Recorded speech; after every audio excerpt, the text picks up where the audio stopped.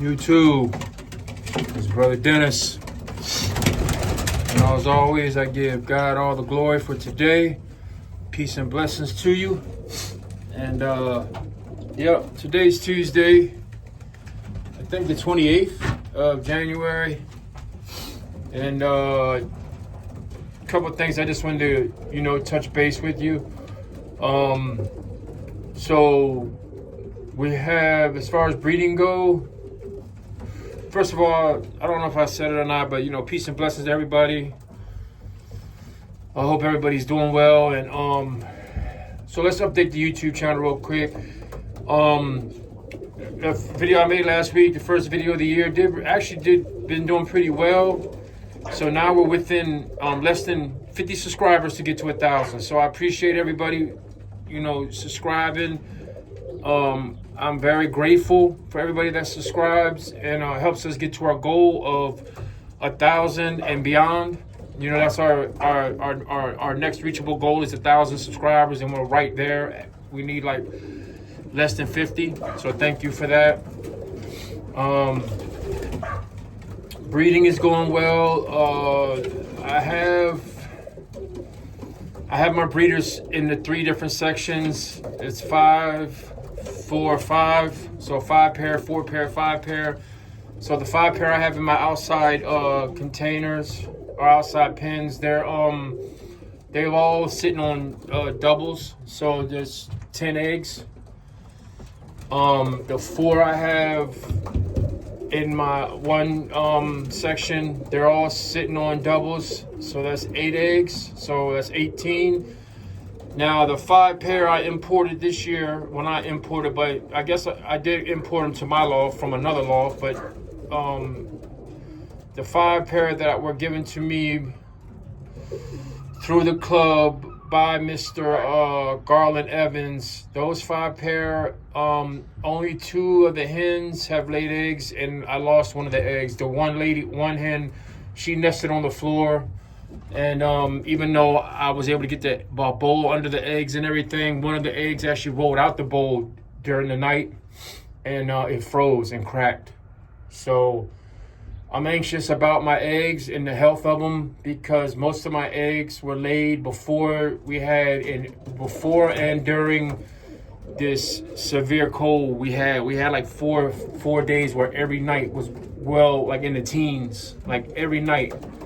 So I think 3 of the nights my water bowls froze solid, and the other night it was cold enough to where they were like slush.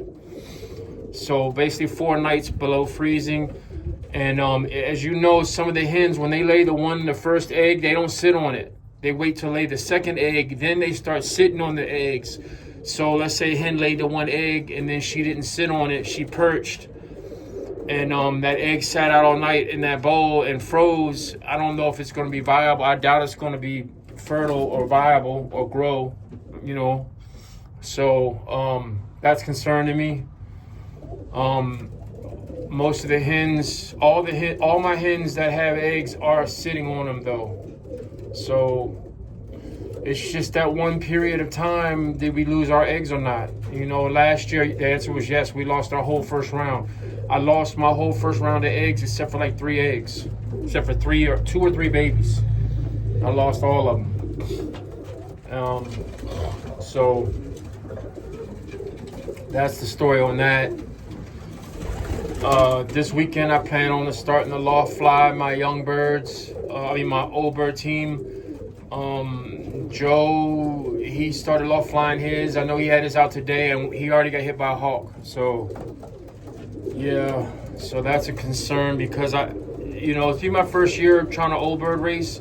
My concern is that I let the old birds out. They start attracting the hawks, and so then the hawks are aware of my loft, and when I start trying to settle my young birds, they start harassing me with my young birds. So that's a concern of mine. So I'm not too worried about most of my old birds, because they're older, and at this point, if they get killed, like if they're out on the ground or in the loft or whatever, they should know they should either be flying or in the loft. They shouldn't be hanging out. So if they get cracked by a hawk, then that's basically it is what it is. It's natural selection. Hawks have to eat too. It's just that We're not just trying to feed them like voluntary to where they think it's just a, golden corral over here. They can just eat anytime they're hungry. They just swing through and grab something. We don't want to do that. So, today was the Florida Derby. I sent 2 birds to the Florida Derby. Me and Joe are partners on them, and those birds made it through the activation race. So they're going to be activated, and we're going to officially participate in our first OLR. I wasn't going to address this in the video, but I guess I will, seeing how I just want to get it off my chest, or get it out there in the open and off my chest.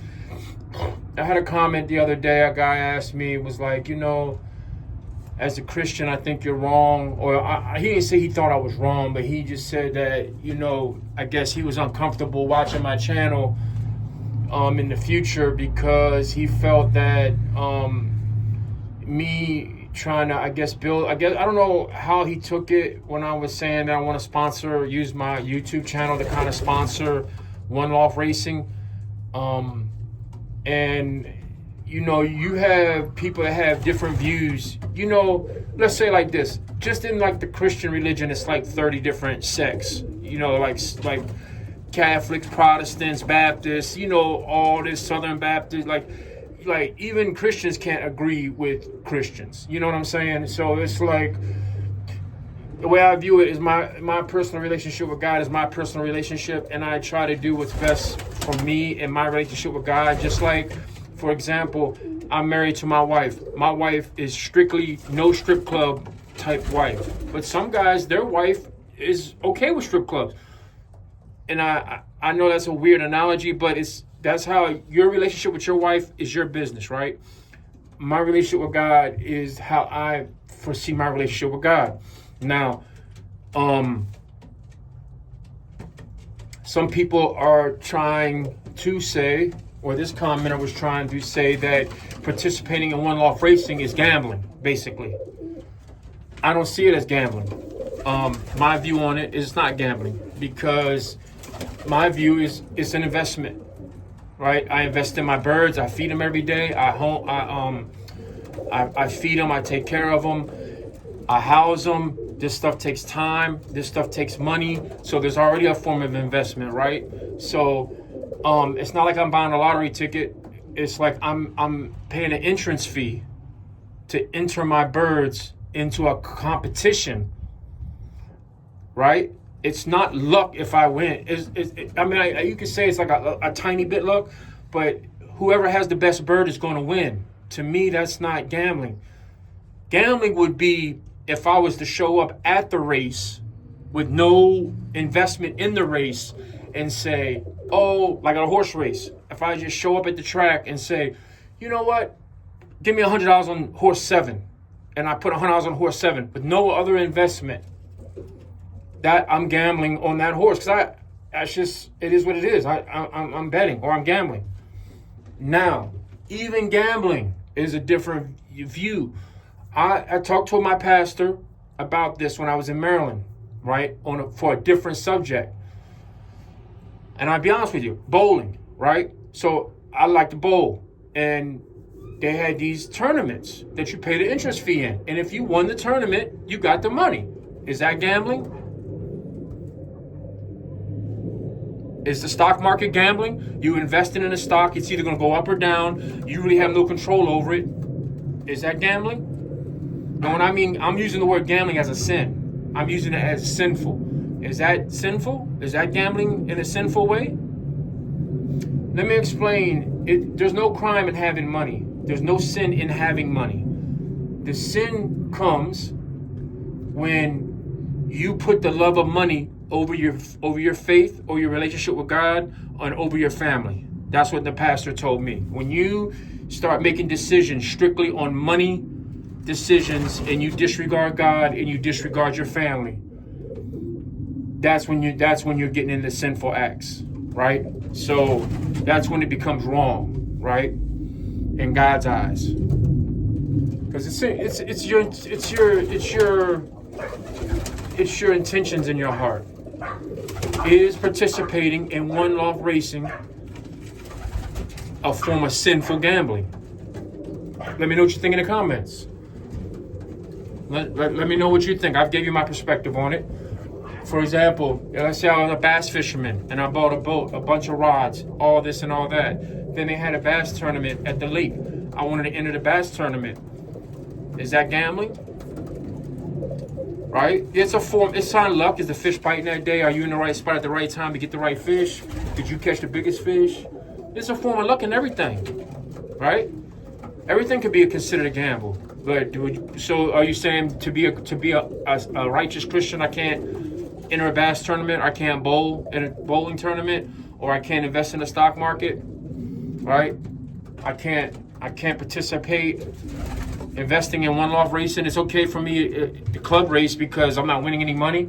So because money's involved, that makes it sinful. I disagree, and my pastor disagreed. My pastor told me that it's the love of money that's the sin. The rich man can't get into heaven because of his love of money.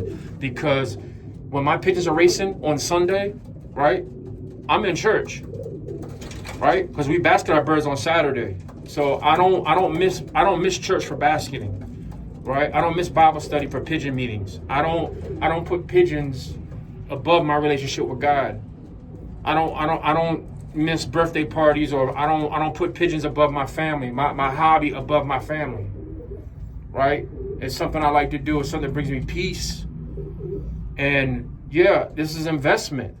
Like, you know, you're investing a lot of time. You're investing money in, like, I'm spending over $100 a month in bird food, right? Pigeon food. It takes time and effort to clean these birds and take care of these birds. You're buying birds so you can have better birds. You're going up and down the highway in your car, gas money. You're investing. So what is wrong with having the birds, a YouTube channel, or the birds pay for themselves? Now, I don't know if he was saying by me asking other people to sponsor birds, then that's where I was going wrong at as a Christian, by encouraging other people to gamble. But that could be what he's saying, is because the other person really doesn't have any other investment other than the money.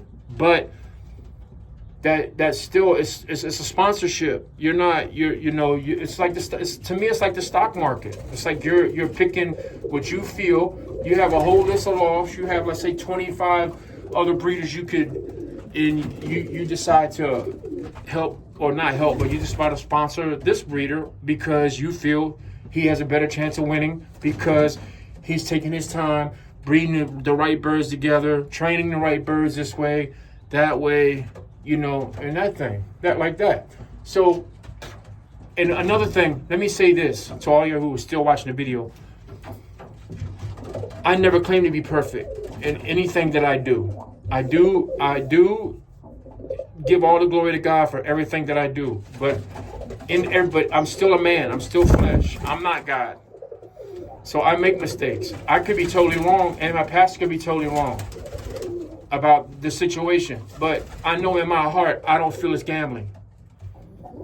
I'm looking at it as investing my time and effort in these birds and trying to get them to pay for themselves, and Also, let me say this for my newer subscribers. I was in a very bad car accident and hit my head really hard. And one of my problems is, one of my disabilities or one of my issues is, I'm thinking a thought in my mind, but when I'm bringing it out my mouth, it's not coming out right as I'm thinking it. So I apologize if I'm confusing people or ranting, or if none of this makes sense. But the comment was left under my last video. So if you want to go back and look at it or whatever and try to interpret the comment yourself. But I wanted to explain myself. I never run from any type of haters or anything like that. And I am a professed man of faith. I'm not going to deny my spirituality, right? So can't do that. That's a no-no. So yeah, so that's where we're at with that. We got 2 birds in the Florida Derby, and we're gonna see how that goes. Yeah, and we got some old birds getting ready to race. Saturday we're gonna start loft flying, and then training will start. And I think I got maybe 7 or 8 already race birds. I think I got 6 kind of like settled and unsettled. When I mean settled, I mean birds that are kind of like settled but hasn't routed yet. And then I have like 6 or 7 from last year that that were late hatches, and they flew around and maybe routed a little bit, but they have no race experience. So, you know, we're going to see what happens. We're going to try to put a team together. A lot of them look good. A lot of them are mature birds now. I do have 6 very young birds, late hatch 2023 birds. So we'll see. They all know how to trap in and out of the drop trap and everything. So we'll see. We're gonna see how it goes. We're gonna see how it goes. I'm encouraged. Thank you for subscribing. If we can get over 1,000, that'd be great. If we can get the channel to where I invest my time and effort into this channel. I try to show people. I'm going to get into my breeding also in the next couple of videos. We're going to start looking at my breeding pair and my eggs. And right now, it's just hens sitting on eggs. So as we start hatching the eggs and doing all that, and then, you know, we'll start getting into all that. I'll show you my setups and everything. And that's what we have to look forward to in the future. In the future of this. Maybe I should make a dog video too, because my dogs, I had some puppies that are about 5 months old now, and I got one male. To me, he's the prettiest male, but he's still here. So I might just keep him. But I'll make a video about him, I guess, or maybe put a picture up or something. Yeah, man. So my birds are out here on the aviary because I'm in here, so they're out there. Y'all can see them. Oh, it won't let me expand. But yeah, we got some good looking birds, man. I'm excited about old bird season. I know I got some few in here that are going to shock the world.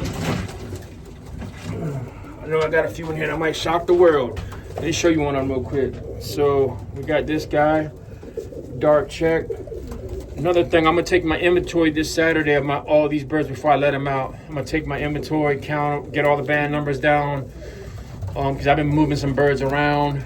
So I'm gonna write all the band numbers down, take the inventory, put them into 3 groups, race birds that are already raced, birds that are only ranged, and birds that have only been settled. So those would be my 3 groups. This is a nice bird here, blue check. I think this is, let me check the band number. Mommy. This is definitely a female. It's got a pink band on it. And it has a green band on it. So this is a late hatch from last year. So I put these pink bands on there so I know what loft to put them in when it's time to separate the males and the females. This red band means this was off my pair I no longer have, but I got the pair from Mike from Rocky Ridge. It was a tough man, I called him, Mr. Tough Guy. But he produced Captain, so this is the repeat breeding, the Captain. It was a late hatch. That year that Captain raced the whole year for me and got lost on the last smash race. This is his, not nestmate, but I guess you call it sinful sibling. From the same mother and father, but just a different. So these are one of the birds I have a high hope on. I'm hoping these birds are ranged out enough to where they can, where they'll be all right. But some of these birds haven't flown since last year, since last young bird season. Like, you know, been out. So we'll find out on Saturday, because when I'm gonna let them out, I'll count them all up, let them out, and we'll find out how many I got left. So I'm gonna take inventory and count them and everything. Obviously, I got some birds that have some blue chips, have some chip rings on, so those birds I know are raced. we're gonna go from there. So God bless everybody. Let me know what you think in the comments. If you got any comments you want to leave, let me know what you think about the gambling part of it. And do you consider it gambling? What do you consider gambling? Do you consider it sinful to participate in one loft races? You know? To God be the glory. Everybody, I just wish peace and blessings to everybody who's watching.